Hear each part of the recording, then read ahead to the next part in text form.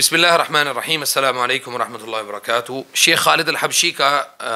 ایک ان کا نقطہ تھا کہ اس کے اوپر ہم لوگوں کو اکثر جو ہے نا وہ یعنی جو روحانی معالج ہوتے ہیں وہ اکثر مریضوں کو وہ گمراہ کرتے ہیں۔ وہ گمراہ کیسے کرتے ہیں کہ جو شخص کسی روحانی مریض کو یہ کہے کہ تجھے کچھ نہیں ہے، تو بالکل ٹھیک ہے، تو وہ کہتے ہیں کہ اس نے اسے گمراہ کر دیا ہے اور اس کی زندگی کو جادو، نظر بد اور جنوں کے اثرات میں یعنی ان اثرات میں اپنی زندگی گزارنے کے لیے اسے چھوڑ دیا ہے۔ بلکہ ایسے شخص کے ساتھ اس نے یہ زیادتی بھی کی کہ اس کو اس کے حال پہ چھوڑ دیا اور کسی نفسیاتی ڈاکٹر کے پاس اس کو بھیج دیا، جہاں وہ مختلف دوائیاں کھاتا رہا، لیکن کبھی بھی اس کو فائدہ نہیں ہوا، کیونکہ اس کی حالت محض نفسیاتی نہیں جو ان دواؤں سے ٹھیک ہوتی۔ تو اس میں جو شیخ خالد الحبشی کا جو اصل نقطہ ہے وہ یہ ہے کہ ہم یہ سمجھتے ہیں کہ جو روحانی امراض ہیں ان کو قرآن کریم اور مسنون دعاؤں اور جو مجرب دعائیں اور تجربات ہیں راقی کے، ان کے ذریعے سے اس مریض کے اوپر محنت کی جائے تو وہ ان سارے مسائل سے نکل سکتا ہے۔ تو نفسیاتی دوائیں جو ہے نا وہ بعض اوقات نشہ آور بھی ہوتی ہیں اور اعصاب پر بہت برا اثر بھی ڈالتی ہیں، جن کے سائیڈ ایفیکٹس بھی بہت خطرناک ہوتے ہیں۔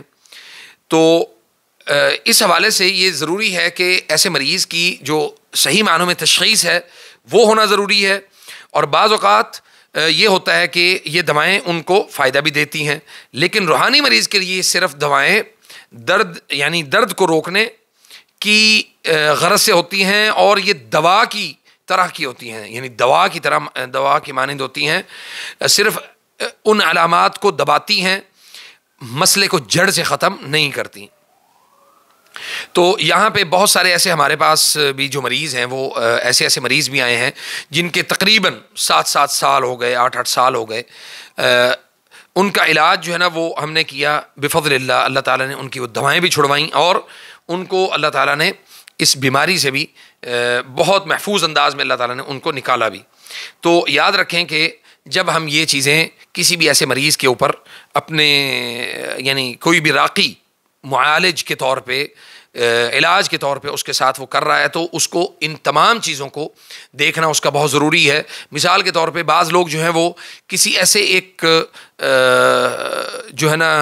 ایسے شخص کا علاج کر رہے ہیں کہ بظاہر بیمار وہ نظر آ رہا ہے، لیکن اس مریض کے بیماری کی جڑ کو جو ہے نا وہ نہیں پکڑ پا رہے۔ تو اس کا مطلب یہ ہے کہ وہ راقی جو ہے یا وہ معالج وہ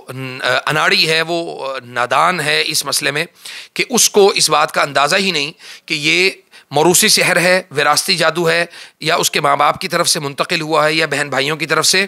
تو یا تیسری نسل میں منتقل ہوا ہے۔ تو اس کو کیسے پتہ چلے گا؟ اس کو صرف پتہ کرنے کا اس کا طریقہ کار ایک ہی ہے، اور زبردست جو طریقہ ہے وہ یہ ہے کہ جب وہ کسی ایسے مریض کو علاج کرے تو اگر اس کے ماں باپ زندہ ہوں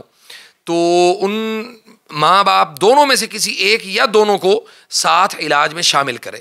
تو اللہ کے فضل سے جو اگلے شخص کی جو بیماری ہے یا اس کی جو جڑ ہے وہ اس کو پکڑنے میں کامیاب ہو جائے گا۔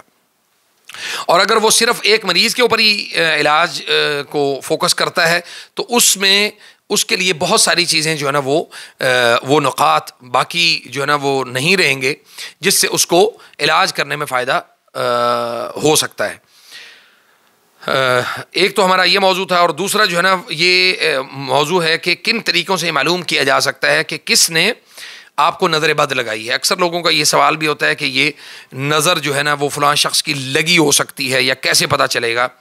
تو اس کے اوپر آج میں تھوڑی سی تفصیل سے گفتگو کرنا چاہتا ہوں۔ میں امید کرتا ہوں انشاءاللہ کہ آپ اس کو مکمل دیکھیں گے اور ان علامات کی بنیاد پہ آپ کو یہ پتہ آسانی سے لگ جائے گا، چونکہ جادو کا تو پتہ چل جاتا ہے کہ فلاں شخص نے کیا، یا یہ بھی پتہ چل جاتا ہے کہ فلاں شخص حسد کرتا ہے، لیکن نظر بد ایسی چھپی ہوئی بیماری ہے یا ایسی خفیہ بیماری ہے جس کے بارے میں آپ کو بہت جلدی معلوم نہیں پڑتا۔ ہم ساری زندگی حسد یا جادو کا علاج کر رہے ہوتے ہیں، وہ بنیادی طور پہ ہوتا وہ مرض جو ہے وہ نظر بد کی وجہ سے۔ تو اس لیے یہ ویڈیو آپ کے لیے بہت زیادہ مفید ہے انشاءاللہ،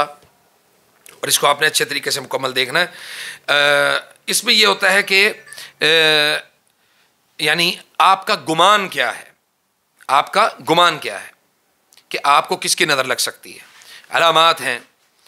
اس کے بارے میں یقین اور قطعیت کے ساتھ کچھ نہیں کہا جا سکتا کہ فلاں شخص کی کنفرم اسی شخص کی نظر لگی ہے یا کوئی اور شخص بھی اس میں ملوث ہو سکتا ہے۔ جن طریقوں کے ذریعے سے آپ کو معلوم ہوگا وہ طریقے میں آپ کو بیان کر رہا ہوں انشاءاللہ۔ خوابوں کے ذریعے سے آپ کو یہ پتہ چل جائے کہ اگر وہ شخص خواب میں بار بار نظر آتا ہے، کبھی تیز نظریں ڈال رہا ہوتا ہے یا کبھی شدید پسندیدگی کا کسی چیز کے اوپر اظہار کرتا ہے یا آپ پر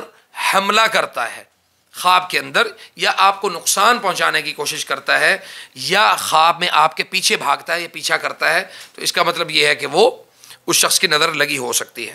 حقیقی زندگی میں اس کا آپ کو کیسے پتہ چلے گا کہ آپ اچانک اور بغیر کسی ظاہری وجہ کے اس شخص یعنی اس شخص سے نفرت محسوس کرنے لگ جائیں، بغیر کسی وجہ کے اس شخص سے نفرت ہونے لگ جائے، تو اس کا مطلب ہے کہ وہ